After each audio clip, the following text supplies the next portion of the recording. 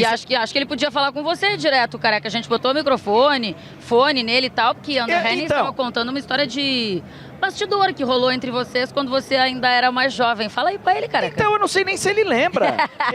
Olha lá. Então, e assim... Conta a sua versão, então. Não, deixa ele contar pra ver se é verdade. Tá bom, vai. Assim, Vamos ver se esse Careca não é mentiroso. Vamos ver. A gente tem alguns amigos em comum. E aí, tava no finzinho da pandemia e tal, eu até recebi a foto agora. E ele tava de máscara, com a mesma carinha, tá? Mesma carinha. Tem de menino, né? Não, agora tem um cavanhaque, um bigode. Que você tava de máscara. Aí, então assim, só essa partezinha aqui é tudo. E aí eu recebi a foto aqui, tava olhando, e a gente tava ali, e ele, cara, muito novo assim, mas muito consciente, Bidon, e que você iria trabalhar, que você iria chegar lá, e você falou, você vai narrar um gol meu um dia. E eu falei, que moleque atrevido, rapaz. E aí eu passei a acompanhar. E eu vou narrar um gol seu. Amém. Não foi hoje, mas talvez quinta-feira, não sei. Quem sabe? Tomara, né? Essa é a versão que você lembra? Foi lá no Jardim das Perdizes, a gente se encontrou lá na feirinha. Isso. Falei que você ia narrar um gol meu, não foi hoje, mas tem outros jogos aí pela frente. Agora, olha só. Vamos só assumir um compromisso aqui, porque eu tô ouvindo falar Arsenal, já falaram Chelsea e tal, dá um tempinho pra nós aqui também, né? Não vai agora, dá uma seguradinha. Quem sabe narra um gol dele na Champions, mais pra frente. Sem pressa. Mas antes um no Corinthians, né? Não, no Corinthians, um na Champions. Na seleção. Aí. Se Deus quiser, na seleção, quem sabe, né? Aí eu gostei desse combinado, tá, Bidon? Queria que você contasse um pouquinho pra gente, assim, dessa sua evolução, né, nesses últimos tempos. Você acaba a temporada passada muito bem. Os meninos estavam falando até enquanto você estava chegando aqui sobre uma expectativa que tinha muito grande em cima de você e uma cobrança até em determinado momento, né? E aí você foi entendendo, acho que aprendendo a lidar um pouco com isso também. Como é que foi essa parte de entender o que se esperava de você, conseguir lidar um pouco mais com isso para aí dentro do campo jogar com a sensação que eu tenho, pelo menos, é muita tranquilidade. Não sei se é uma verdade, você me corrige se eu estiver errado. Eu desde pequeno, até minha família falava que eu era muito tranquilo, às vezes eles falavam que estressava eles um pouco, de eu estar muito calmo, e eles ficavam mais nervosos que eu quando era dia de jogo, alguma coisa. E eu acho que eu trouxe isso pra mim a vida inteira, e eu acredito que também o grupo me ajudou bastante, desde que eu subi pro profissional, quando eu só ia treinar lá em 2022, 2023, que eu só treinava. Todo mundo me dava orientação, todo mundo me passava calma para quando eu estreasse eu tivesse essa mesma calma que eu tinha nos treinos, e eu acredito que o grupo me ajudou bastante. Até hoje a responsabilidade está cada dia aumentando dentro do clube. Se tratando de Corinthians, a gente tem que estar sempre com a cabeça no lugar, com humildade, só assim que vai longe. E aí, de repente, venceu o que esse rapaz venceu, tem a identificação que esse cara tem. Com certeza. Não, vai ser muito mais, vai ser muito maior. Acho que ele tem uma qualidade imensa. Eu acompanhei o Bidon quando ele estava jogando no Sub-17. Né? Eu estava como observador técnico também do Cruzeiro, então fui ver uma partida sua. Eu não gosto de comparar jogador, mas você me lembra muito o Edu Gaspar jogando. E agora vem a notícia que você tem proposta para o Arsenal. Então o Arsenal pode contratar o próximo Edu Gaspar. Muito obrigado, muito obrigado. Deixa eu devolver lá para os meninos, André e Beckler. Beckler, até eu não sei se o André quer fazer a pergunta, mas é que eu queria que você falasse para o Bidon, ô Beckler, o que você disse em relação a ele no jogo, no momento que ele tem um domínio muito tranquilo, né? E isso certamente vai ser um dos lances do jogo. Mas depois, o jeito que ele joga pisando em quê, Beckler? Pisando em travesseiro, né? Tá todo mundo fazendo força, colocando 90 quilos de músculo no chão. E o Bidon parece que tá levitando, que tá muito mais leve que todo mundo. Tiveram 2 momentos do jogo. O André fica com o microfone aberto, eu fico com ele fechado, que eu fiz um na cabine. O gol do André Ramalho e um piano que vem caindo do céu, e o Bidon coloca na ponta da chuteira e sai fazendo embaixada e sai jogando, né? É uma capacidade, Bidon, que assim, a gente tá acostumado a ver milhares de jogos de futebol, centenas de jogos de futebol, ver um tanto, e que a gente não vê toda hora. Por isso que eu estava falando antes de você entrar, que quanto mais eu vejo você tocar na bola, melhor você joga. O Bidon jogou bem? Quantas vezes ele tocou na bola? 100? Ele jogou muito bem. O Bidon jogou bem mais ou menos. Por quê? Porque hoje ele só tocou 50. Você tem noção de tocar cada vez mais na bola, participar cada vez mais do jogo, influenciar cada vez mais no jogo para poder, se não com os números absolutos, né? Gol, assistência, essas coisas, mas fazer o jogo ser do jeito que você quer também? Sim, concordo. Eu vi até esses dias um comentário seu sobre a final, sobre o drible, e concordo com você. Eu tenho que tocar mais na bola, tenho que pisar um pouco mais na área. É coisa que eu me cobro muito. Quem sabe que está comigo no dia a dia sabe que eu me cobro muito sobre isso, sobre pisar mais na área, sobre dar mais assistência, fazer mais gols. Eu me cobro bastante sobre isso. Eu sei que eu tenho que melhorar isso, e eu venho trabalhando cada dia mais, dentro, fora de campo, para criar essas oportunidades. Então, eu acredito que o seu comentário foi bem feliz ali. E eu tenho que tocar mais vezes na bola, tenho que aparecer mais no jogo. Em alguns jogos eu acabo não tocando tanto. Às vezes eu toco na bola, faço umas boas jogadas, mas eu acredito que tem jogos que eu posso aparecer mais. Mas eu acredito que é isso que eu falei. Eu me cobro todos os dias para poder melhorar cada vez mais nisso. E eu tenho certeza que esse ano eu tenho a evoluir cada vez mais, com toda a ajuda que o pessoal do clube me dá, todos os atletas fora de campo também, a parte dos analistas.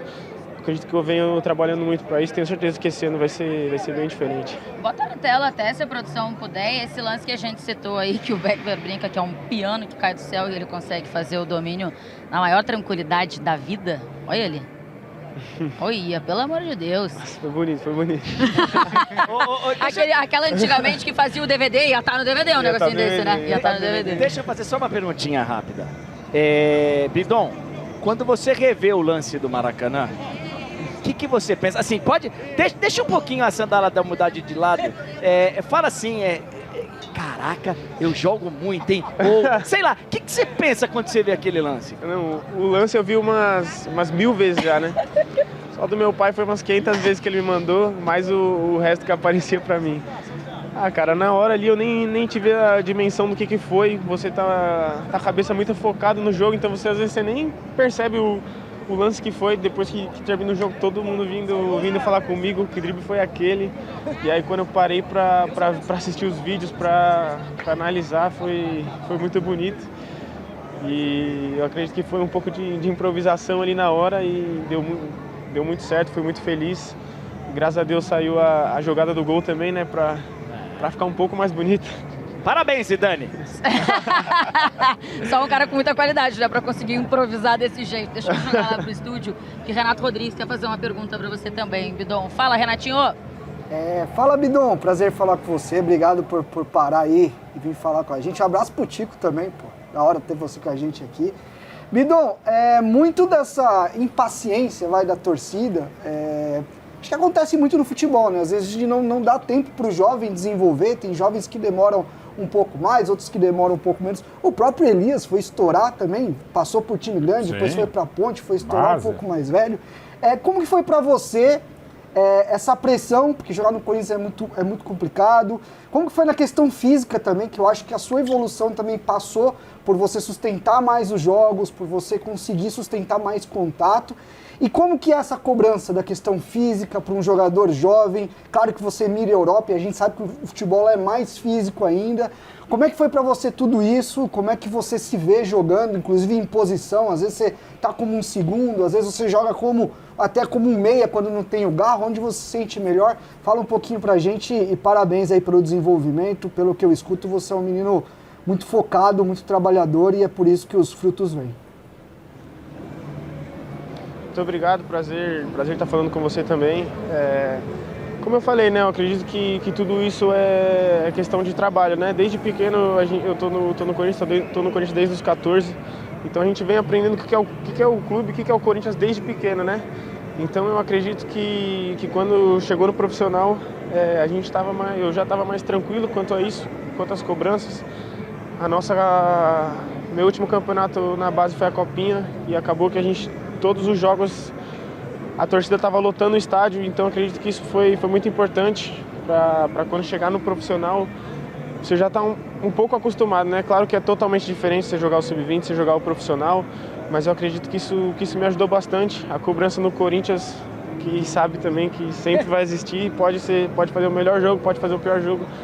A cobrança vai sempre aumentar, então você tem que estar com a cabeça no lugar, como eu falei, tem que ter humildade, tem que saber escutar o pessoal mais velho, até os mais novos, que a gente é muito unido, então a gente sempre acaba conversando, né? depois que acaba o jogo, antes do jogo, a gente sempre tenta ajudar um ao outro e eu acredito que isso que ajuda bastante. E sobre a posição que você falou também do Garro, eu acredito que eu me sinto confortável de estar no campo, né? Se estiver jogando, para mim é o que importa, tá dentro dos 11. Então, mas eu acredito que eu me sinto confortável, como eu falei, nas duas posições. Ano passado eu joguei bastante, do começo a reta final ali eu joguei mais de segundo. Depois que o Dorival chegou também eu comecei a jogar mais de 10. Acabou que eu fui muito bem no final do campeonato, jogando de 10, um pouco mais avançado. Mas eu acredito que isso me ajuda bastante, até o Garro. Sempre que o Garro às vezes não estava à disposição, eu fazia dele. Ele me orientava bastante todo momento antes do jogo. Ele vinha falar comigo, faz isso, faz aquilo. Você vai conseguir jogar mais com a bola no pé e tal. E sempre me orientou bastante. Então eu acredito que ele é um dos caras que me ajudou bastante nessa mudança de posição entre aspas, né, ano passado, porque variava bastante. Quando o Garro estava também, às vezes jogava um pouquinho mais para trás e dava certo também. Eu acredito que é isso, tem que estar preparado para onde for jogar. Isso é bem maneiro, eu acho que a gente ouvir como grupo, assim, né? Porque o Garro de fora ainda assim te dava ali muitas dicas, no fim das contas. Deixa eu passar para o estúdio, que tem mais uma pergunta para você. Mauro Betting vai poder fazer a última. Daqui a pouco eu te libero. Ô, Bidon, você Fala, sabe... Mauro Beto. Não, rapidão. Ô, Bidon, você sabe se você fizer uns 10 gols por temporada, você vai valer uns 15 milhões de euros a mais, né? Você tá ligado disso daí. Você só pisar mais na área, tá?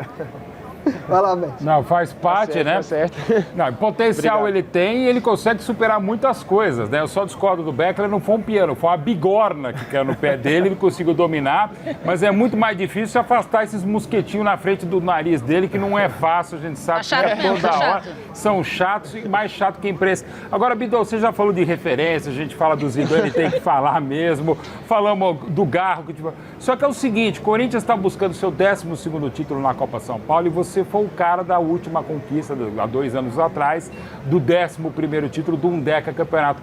Agora, tá todo mundo do Corinthians, acabou de se classificar na sexta-feira à noite, olhando você aqui na TNT, na HBO Max, e você já é a referência para essa molecada que tem 2 anos a menos que você. Como é que é essa mudança de você olhar e falar, pô, o Garro, tô aqui, mas eu sou referência para toda essa molecada buscando o Dodeca Campeonato da Copa São Paulo. Como é que é essa mudança de chave, Bidon, e parabéns por toda a sua carreira. Muito obrigado, prazer estar falando com vocês novamente. Foi a última copinha foi aqui, também com a 7, né, por coincidência. Mas eu acredito que como eu falei, né, muitos dos meninos que estão jogando a copinha sobe para treinar com a gente acaba conversando, acaba criando uma intimidade. Eu estou acompanhando eles também, estou torcendo por eles. Se Deus quiser, a gente vai levar mais um título aí nessa Copa São Paulo, tô assistindo. Se não me engano, tem jogo deles amanhã, né, segunda-feira, e vou estar assistindo e tenho certeza que sempre que eles sobem eu tento ajudar, né, com pouco que eu sei, eu tento ajudar eles. Muitas das vezes também eles sobem e a gente também acaba aprendendo com eles, né, por serem mais novos. Eu já estive no lugar deles, então sempre que eu subia todo mundo me acolhia bem. Então eu procuro fazer a mesma coisa que fizeram comigo. Quando eles sobem, tento conversar bastante. Tenho muitos amigos também na Copinha. Agora também o Jacaré, o Bahia, vieram com a gente, o Gui Amorim. Então acredito que eu estou torcendo muito para eles e mandar um abraço para eles aí que estão assistindo. Ô, Bidon, só pra gente liberar essa, já que a gente falou aqui de negócio de Arsenal, de negócio de narrar o gol na Champions, não sei o quê, você sonha, é um objetivo de carreira e tal, sonha com jogar Champions, e tem algum clube específico que te chama mais a atenção? Com certeza, eu sonho jogar na Europa, sonho jogar uma Champions League. Ele falou, quem sabe um dia trabalhar muito para estar na seleção, mas não tem essa de time específico. Meu time específico é o Corinthians. Tenho que pensar aqui primeiro para depois gerar oportunidades lá fora. Então acredito que eu tenho que continuar trabalhando. É um sonho meu, com certeza. Acho que todo jogador sonha em jogar na Europa, em jogar uma Champions League. A gente assiste desde pequeno, a gente assiste jogos da Champions League. Então acredito que a gente tem que trabalhar muito para quem sabe um dia a gente não tá lá. Boa, moleque. Boa sorte, tá? Tomara que você realize Obrigado. este sonho e depois, obviamente, conquistar muita coisa aqui com o Obrigado, Corinthians, que é amigo. o que o torcedor quer. Prazer Beijo falar pra com vocês. Obrigado, Abraço, viu? garoto. Valeu. Abraço.